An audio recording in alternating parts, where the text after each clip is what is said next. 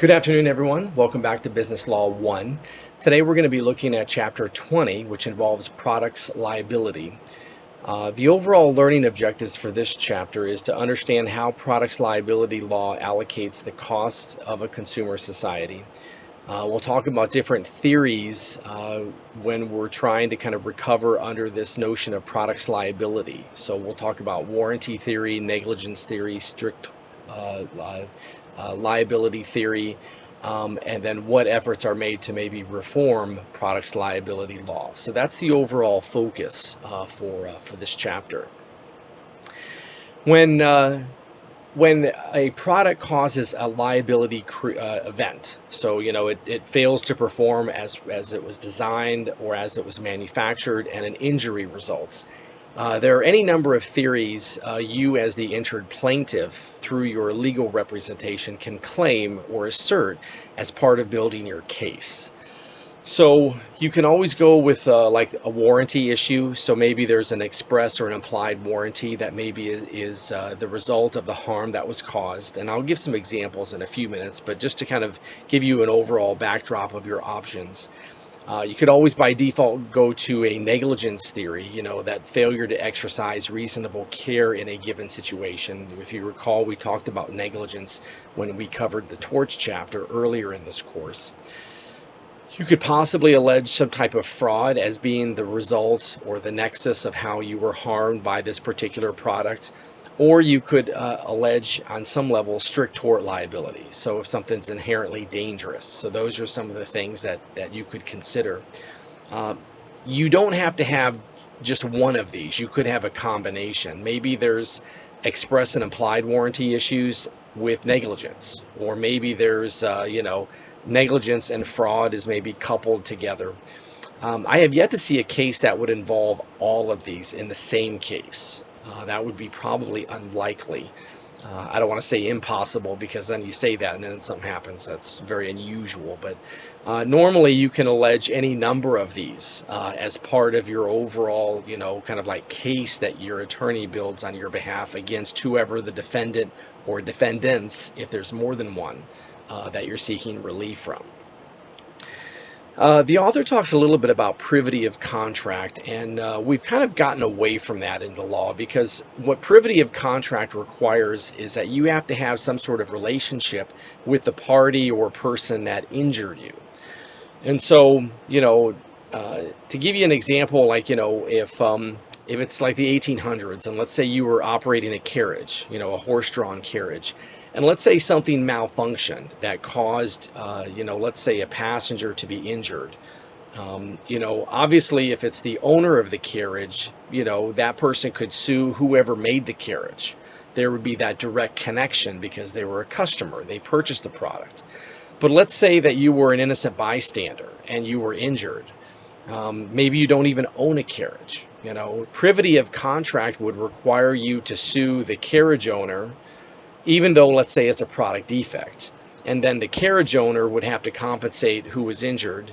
And then the carriage owner would then have to go after the manufacturer of the carriage. And you can see that that's not really an efficient method of going after who ultimately caused the harm to someone. So for the most part, we've kind of lifted that requirement of privity of contract so that today, whoever is injured can go after whoever the ultimate cause of that injury is. So several years ago, there was a variety of cases involving Toyota. If you all might remember, there was an issue in the design and the fabrication of some models of Toyota vehicles where they would either accelerate or brake uncontrollably. Obviously, that's a big problem. When you're driving a car, when you want it to stop, you want it to stop. When you want it to go, it's supposed to go, not the reverse. So, if I was crossing an intersection and let's say, there was a Toyota that, all of a sudden uncontrollably accelerated and hit me, I've never owned a Toyota. So, but I would have standing. I wouldn't have to establish some privity of contract with Toyota. I could just say, hey, but for the design of your vehicle or the fabrication of your vehicle, I was injured because of that. And that's my justification. Otherwise, if we still apply the 19th century standard, I would have to sue the owner of the vehicle and then recover, and then the owner of the vehicle would have to sue the manufacturer who they purchased the car from. Not a very efficient way of handling that. So the law, is trying to kind of link up who is harmed by the proper party who actually caused that harm, and not have some sort of indirect, kind of like, or complicated way to get to that result. If you're going to go with, let's say, one of the theories of a warranty, that's of how you're going to possibly recover for an injury. Warranties can either be express or implied. Express usually go to a statement of fact or promise about the performance that you can expect as the user of a particular good. Implied are some certain warranties that are, kind of like expected under the law by the fact of you selling stuff. So that's really what we're looking at with express versus implied. Express, as I said, goes to some attribute. It could be quality, durability, performance, or some other kind of like, fundamental characteristic. And usually express warranties are labeled as either full or limited. The idea with a full, kind of like express warranty is that for some period of time, you're covering, like, let's say, parts and labor. That would be an example. Limited would be something less than that. So, maybe, half parts, half labor, maybe parts, no labor, maybe no parts, all labor, some variation thereof that exists. And a lot of times businesses have the ability to kind of control how they want to do that. Most businesses nowadays anyway, I'm sure you all already know, they love to sell you the extended warranties. So, they might highlight that the warranties are limited in nature, but if you pay some supplemental fee, you'll get extra coverage for some longer period of time, or maybe more comprehensive coverage. The federal law that governs express warranties is the Magnuson-Moss Warranty Act. And so if there's any type of issue involving an express warranty where maybe a manufacturer is not offering, proper coverage, or if they're trying to not cover you when you feel that there is coverage that is necessitated, then you could contact the Federal Trade Commission, and they're the ones who kind of process these claims. The more volume of cases that are reported, the more likely it is that this federal agency is going to respond.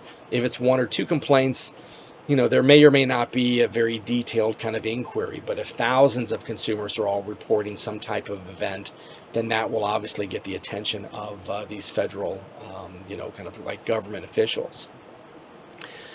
Implied warranties, as the law requires, there are some basic categories.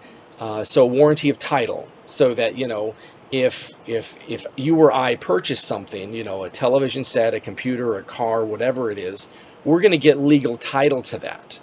Obviously it gets complicated if you're financing like a car, but I mean, you know what I mean? Like, if you're paying for something, what's being transferred is that warranty of title. So the seller either has title, or they represent the title owner's interest, and they are facilitating this transaction on that owner's behalf. You're also assuring when you purchase things that there's no lien on that particular property, and that it is, kind of warranted for a fitness for a particular purpose. And so, these are kind of like general things that we can expect when we purchase, products. In addition, there's also this idea of warranty of merchantability. And so warranty of merchantability essentially says that the goods are designed for a particular type of use or purpose. So there's usually two broad categories of merchantability. So you could either be like, consumer use, or non-consumer or commercial use. And so, let's say you want to start a food truck. And so your specialty is going to be, let's say, breakfast foods. So, it's like you go to Target or Walmart, and let's say you buy a coffee maker, you buy a griddle, so that you can make pancakes and waffles. Usually the types of appliances like that, what you get in Target or Walmart, almost exclusively, those are designed for consumer use.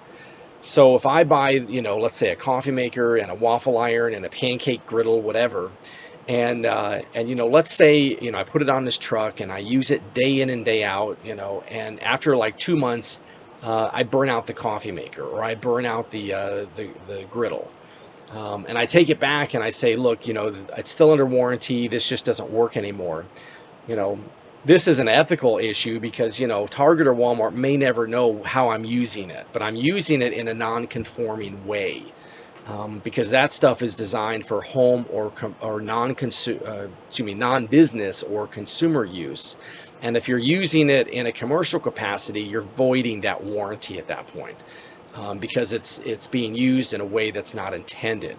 If you want to have a commercial grade coffee maker or a commercial grade griddle or waffle iron, they sell those. They're much more expensive, but they're much more durable. So we do understand that. If we're talking about the sale of food or drink, unfortunately, the warranty there is of average quality and fit for human consumption, which isn't really a high bar to pass. But that obviously that's the standard that gets applied. Is it essentially average quality, and is it fit for human consumption? If you're doing something that's a special made purchase, so maybe something that's being customized for you, as long as the whoever is manufacturing it is following the buyer's specifications, then obviously there's no problem there. If there's some kind of deviation, then that could necessitate a particular issue. Disclaimer of warranties. Normally in a business to consumer transaction, so let's say you're a retailer, you can't disclaim warranties unless it's permitted under the law. If you're a casual seller, so you're an individual, and let's say you're selling to another individual or to a business, it doesn't matter, but you as the individual is the seller, then you could disclaim warranties. So I've done this before with cars that I have owned over the years. Sometimes I trade them in, sometimes I just sell them on my own. When I sell them on my own, I always make sure it's very, very clear that I'm selling it as is. I make no warranty representations. I'm not a mechanic. The car could last, 5 months or 5 years or 10 years. I have no idea.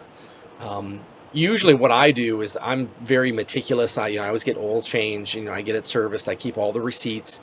And, I always, in the past, when I've sold a vehicle, I usually will say, hey, if you want to take it to a mechanic, I'll deliver it. They can inspect it and then let you know if it's a good deal or not, and then we can decide to sell it or not to you.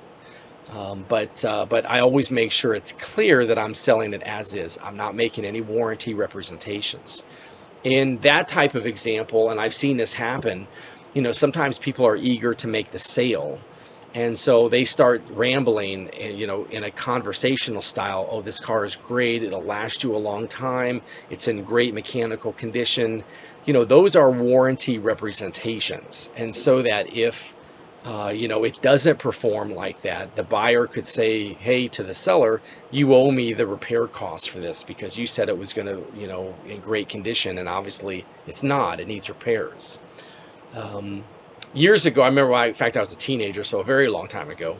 I remember my dad sold a car, and he sold it as is. And I remember, the guy drove off, the person who purchased it, and like a half an hour later, we heard a knock at the door, and it was that guy. And he had walked back to our house, and he had said that the car just kind of died about a mile or two down the road. And so, my dad, he understood what the law was, and so he knew that it was sold as is, but he also was trying to be fair. So he paid to have it towed to a mechanic, and it needed a new fuel pump. And so my dad offered, just to be fair, he said, hey, how about if we split the cost? And the buyer was like, sure, that sounds great. And then the fuel pump was replaced, and then he went on his way, and we never heard from him again. So that's an example where technically, my dad could have been very kind of firm in saying, look, this is an as-is transaction. I'm not a mechanic, and just close the door. Or, do you want to be, maybe kind of kind and, be a little fair and sympathetic and say, look, let me help you try and figure this out and maybe even share some of the cost. That's a personal level of ethical standard, that each of us has to cultivate in our own way. But I thought, as a personal example for me, I try and model myself after that, and that it's like it's not always about money; it's about maybe doing what's right or being fair in a transaction. So, but again, that's just an example to kind of throw out there. Normally, post-sale disclaimers have no legal effect. So, another local example, there used to be a music store in town, and what they would do is they had over the door as you were walking out of the store. So as you walked in, you normally wouldn't like turn around and look up, but you would see it as you left. It would say all sales final, no returns, no exchanges, and so as you walk in and you looked at stuff, maybe you purchased it, you saw this on the way out, and not to criticize businesses, but sometimes businesses, they show you something or they tell you something and they expect for you to believe it because, well, why would someone misrepresent that? But the reality is that unless they tell you before you purchase it, it does have a warranty. So, and I'm sure you all have seen this. I've seen this at Best Buy, I've seen this at Target and Walmart. Sometimes they have end cap displays of like maybe open boxed merchandise or scratch and dent, or maybe stuff that was like, the model on the floor and that people have touched, and maybe there's some scratches or something on it. And it's marked as like maybe being used, or it's returned, or it's been, refabricated or recertified or something.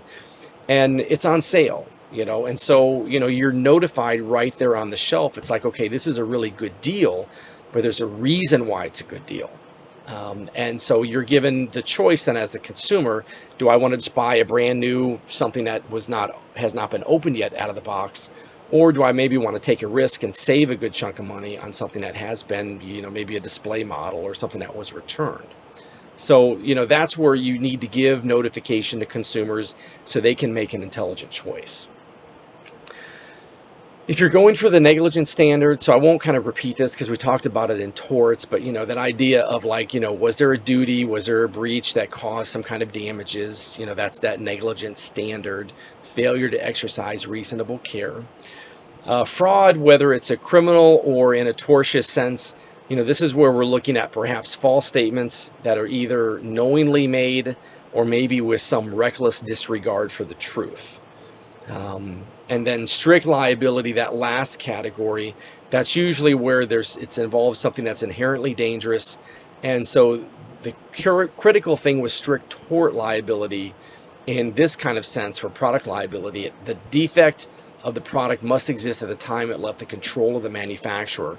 So no aftermarket modifications, which sometimes, depending on the product, distributorships or franchisees might actually do to make a product more appealing to a particular consumer market. So it has to be intact the way it was sold as it left the manufacturer. That's the critical thing to kind of understand with strict liability. So regarding negligence and fraud in just a little more detail, that could include what's referred to as a failure to provide adequate instructions or warning labels for a particular product. And we live in a world now where there seems to be a warning label on everything. You go to Dunkin' Donuts or Starbucks and the coffee cup says hot, and it's like, well, of course it's hot, it's coffee. But there's been a lot of litigation involving, like Starbucks, McDonald's, Dunkin' Donuts, for coffee that has caused scald injuries. It's too hot. In the PowerPoint, which I won't play it, but if you want to look at the PowerPoint on your own time, I have a video that talks about there was a case called Liebeck versus McDonald's from the 1990s. And this was a case involving hot coffee that spilled on an elderly lady, and it caused second and third degree burns on the lap area of her body. You don't want burns anywhere on your body, let alone that region of your body. And it's a great video that talks about some of the misnomers or urban myths that are associated with that case. But it's a case that was rightfully kind of like adjudicated in civil court against McDonald's because they were heating coffee to nearly boiling temperatures and then just kind of like handing it through the drive-through window to people. And it's a wonder that there weren't more cases that were high profile, like Stella Liebeck and what had happened to her. So, but that's warning labels. Another kind of random example. This was for any of you that like mow your yard, so lawnmower. If you have a push mower, push mowers have that like the starter kill release. So when you let up on the handles of the lawnmower, the engine just like turns off. It's a safety feature. Lawnmowers used to not be that way. I remember growing up, you could pull it or turn start it, and it would just be on. And then, you would either like be self-propelled or you'd have to push it. And there was like, if you let go of it, it just stayed on. And so there was this guy, what he had done was he had started a push mower and he mowed his yard. And then he was fairly strong, so he lifted the mower up and he ran it along his hedges so that it would trim his hedges. And of course, what happened. He lost all his fingers. And so, he sued the lawnmower manufacturer. And you may think, well, who would do that? In the manual, it did not say that you couldn't use the lawnmower to trim hedges. So obviously now, every product under the sun, it's going to list out all the intended uses, and then it'll also have some kind of catch-all phrase about do not use as not intended or some language to that effect. But it's cases like that we have kind of like labeled everything to kind of warn people about, the risks associated with failure to use something in a correct manner. That's a product. Excuse me, losing my voice a little bit here. The last slide. So again, with the strict tort liability, I mentioned this a few minutes ago.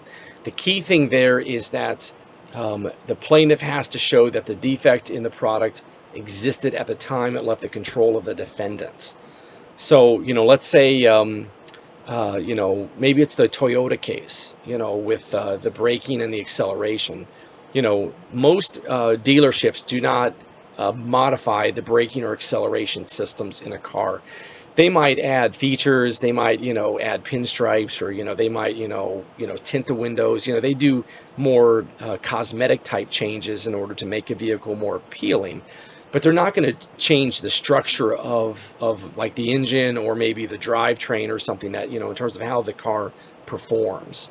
So if you were trying to go after an auto manufacturer for strict tort liability because maybe it was designed negligently or maybe it was assembled negligently, or not in a safe manner, maybe that's a better way to say it, then this would be a possible option that you could sue under. Anyway, remember, for all of these theories, if you're going with strict tort liability, fraud, negligence, or one of the warranties, express or implied warranties, you can couple them together in a single lawsuit. You don't have to kind of just pick one.